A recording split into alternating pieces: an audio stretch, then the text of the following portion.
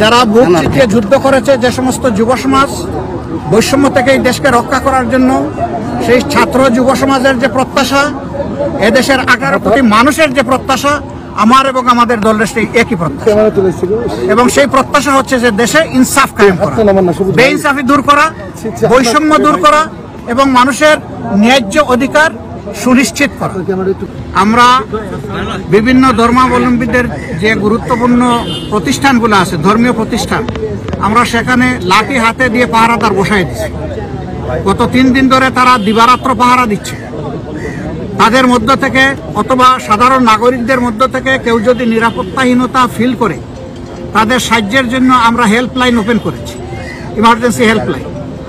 আমরা ইতিমধ্যে বিভিন্ন জায়গায় পাড়ায় পাড়ায় প্রতিরোধ গড়ে তোলার জন্য আমরা কমিটি ফরমেশন করেছি। প্রথম দিন থেকেই বক্তব্য বিবৃতির মাধ্যমে আমি জাতিকে আহ্বান জানিয়েছি যে আমরা এই এনার্কি বা বিশৃঙ্খলা হতে দেব না।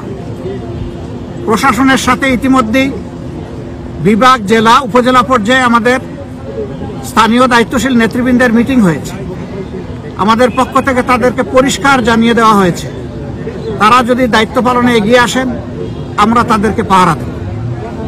আমরা কোনো ধরনের না, আমরা আমূল সংস্কার প্রত্যাশা এবং যুদ্ধ শুরু হয়েছে সংস্কারের, এটি শেষ হয়নি। এই যুদ্ধে আমরা আছি, আমরা থাকবো ইনশাআল্লাহ।